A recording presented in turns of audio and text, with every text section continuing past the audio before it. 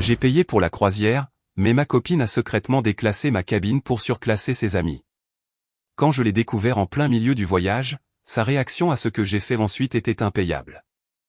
Bonjour à tous. Avant que je ne vous raconte, dites-nous d'où vous nous regardez. Laissez-moi vous raconter l'histoire de comment j'ai payé pour des vacances de luxe, pour finalement me retrouver coincé dans une minuscule cabine sans fenêtre, comme si j'étais un bagage supplémentaire, parce que ma copine a décidé que ses amis méritaient mieux que moi. Mais ne vous inquiétez pas, j'ai géré la situation. Et sa réaction. Oh, vous allez vouloir rester pour voir ça. Tout a commencé par ce qui devait être des vacances de rêve. Je venais de boucler un contrat exténuant pour un client, travaillant 80 heures par semaine pendant des mois, et je me suis dit, tu mérites une pause. Je ne suis pas du genre tape à accent grave l'œil. Je ne suis pas là à acheter des yachts ou des Rolex. Mais j'apprécie le confort, surtout en voyage. Je voulais quelque chose de relaxant, mais de spécial. Après quelques recherches, j'ai opté pour une croisière de 10 jours dans les Caraïbes. Et pas n'importe quelle croisière, le genre avec service de restauration complet, piscine réservée aux adultes, de vrais draps sur les lits, pas ce fin comme du papier des hôtels bas de gamme. J'ai déboursé une petite fortune pour une suite premium, vue sur le balcon, bar privé, lit king size, la totale. Et c'est là que l'histoire commence à prendre une autre tournure. Ma copine, Léa, laissait entendre qu'elle adorerait faire un voyage avec ses copines. Alors, je me suis dit, pourquoi ne pas en faire un voyage de groupe? J'ai proposé de payer pour ma propre suite, et Léa pourrait inviter 2 de ses amis, mais elle devrait payer leur propre cabine. Elle semblait aux anges. Elle m'a dit que j'étais généreux, que ses amis, Tara et Maddy, étaient plus qu'enthousiastes. 2 mois plus tard, nous voilà à bord du bateau. L'énergie est palpable. Musique, boisson tropicale, tout le monde est habillé comme s'il était déjà à moitié en vacances. Mais quelque chose clochait dès notre arrivée sur le navire. Léa s'éloignait constamment pour discuter à voix basse avec ses amis, et je ne trouvais pas notre chambre sur le plan du pont. Je me suis dit que c'était juste une nouvelle disposition, ou que le concierge nous montrerait le chemin. Mais lorsque j'ai présenté ma réservation au comptoir d'enregistrement, l'employé m'a adressé un sourire confus. Monsieur, c'est pour la cabine 2B, une cabine intérieure, sans balcon. J'ai cligné des yeux. Non, ce n'est pas correct. J'ai payé pour la suite Neptune, avec balcon et vue sur l'océan. Elle a vérifié une seconde fois. C'est ce qui est enregistré dans le dossier. Vous êtes en 2B. C'est là que j'ai commencé à sentir la première fissure. Cabine intérieure, minuscule, sans fenêtre, 2 lits jumeaux rapprochés et un rideau qui ne faisait rien pour étouffer le bruit du couloir. Je pouvais entendre quelqu'un éternuer dans la chambre voisine. Je suis sorti, le cœur battant, et j'ai trouvé Léa en train de rire avec Tara et Maddy près du bar. Je l'ai prise à part et lui ai dit, « Chérie, il y a une sorte d'erreur.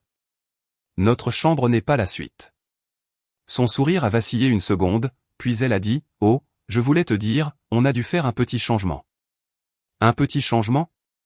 Je l'ai dévisagé, sans dire un mot, attendant qu'elle s'explique. Elle m'a lancé ce regard innocent aux grands yeux et a dit, « Je pensais que ce serait sympa si on restait tous proches les uns des autres, tu sais. » Alors, j'ai échangé les chambres. Les filles sont dans la suite maintenant. Nous, on est dans une chambre double, mais on sera ensemble tout le voyage. Ça va être amusant. Je ne savais même pas quoi dire. J'ai eu l'impression de recevoir un coup de massue. Elle avait déclassé ma chambre, celle que j'avais payée, pour la donner à ses amis sans me demander mon avis. Et la façon dont elle l'a dit, comme si de rien n'était, a rendu les choses encore pires. Cette nuit-là, j'ai à peine dormi. Le lit grinçait à chaque mouvement. L'air semblait vicié. Je pouvais entendre Léa ronfler doucement à côté de moi pendant que je fixais le plafond en pensant, bon sang, que vient-il de se passer? Le lendemain matin, je suis allé à la réception pour vérifier les détails de facturation. Vous l'avez deviné. Ma carte de crédit était toujours celle qui couvrait la suite. Léa n'avait pas seulement échangé notre chambre. Elle avait surclassé ses amis en utilisant mon nom et mon argent, et m'avait laissé pour compte comme si j'étais un détail sans importance. Je ne l'ai pas confronté tout de suite. J'avais besoin de digérer. J'avais besoin d'un plan. Le 3e jour, j'avais fini d'être abasourdi. J'étais furieux. Cet après-midi-là, Léa et ses amis sont partis pour un massage. Je suis resté et j'ai passé quelques appels, au concierge, à la réception, à l'équipe de réservation. Le temps qu'elle revienne, j'avais tout réglé. Nous dînions ce soir-là quand le maître d'hôtel s'est approché et a poliment demandé à parler un instant à Leia. Elle s'est excusée, confuse. Je l'ai regardée s'éloigner, puis je suis retourné à mon assiette comme si de rien n'était. Environ 10 minutes plus tard, elle est revenue à la table en trombe, le visage rouge et l'air affolé. « Bon sang, qu'as-tu fait ?» Ses amis ont levé les yeux, la bouche en suspens. « Que se passe-t-il » a demandé Maddy. Leia a pratiquement sifflé dans ma direction. Ils nous ont fait sortir de la suite. J'ai hoché la tête lentement.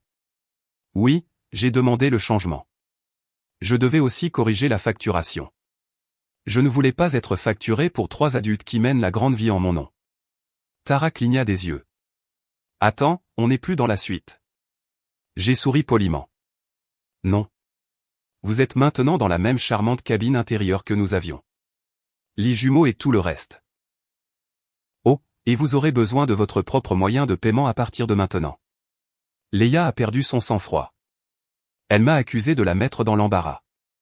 A dit que j'étais mesquin, contrôlant, même jaloux. Tara l'a soutenue, disant que je ne voulais clairement pas qu'elle s'amuse. Maddy est restée silencieuse. Je me suis levé, j'ai posé ma serviette sur la table et j'ai dit, tu n'as pas demandé. Tu ne me l'as pas dit. Tu as pris une décision avec mon argent comme si c'était le tien. Tu t'es servi de moi. Alors maintenant, je me sers de ma voix. Je les ai laissés à table. J'ai emménagé seul dans la suite. Le personnel m'a même apporté une bouteille de vin gratuite quand j'ai expliqué la situation. J'imagine qu'ils avaient déjà vu ce genre de drame. Leia ne m'a pas adressé la parole du reste de la soirée. Elle a dormi dans la cabine intérieure avec Maddy. Le lendemain matin, elle a frappé à la porte de la suite, plus doucement cette fois.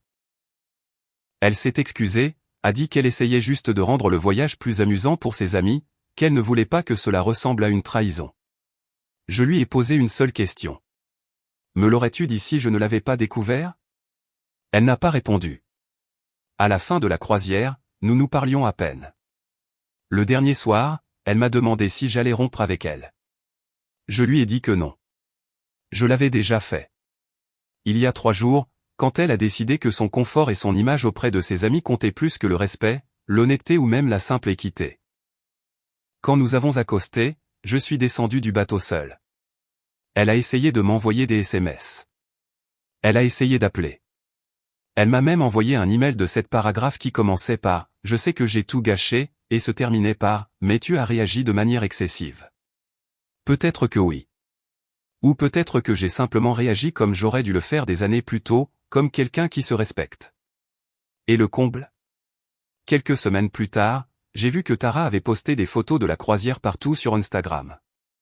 Devinez quelle était sa légende? On vit comme des reines. On n'aurait pas pu rêver d'un meilleur voyage. #béni, aucune mention de qui a payé, aucune mention de ce qui s'est passé, juste une autre couche de faux vernis sur un moment construit sur le manque de respect.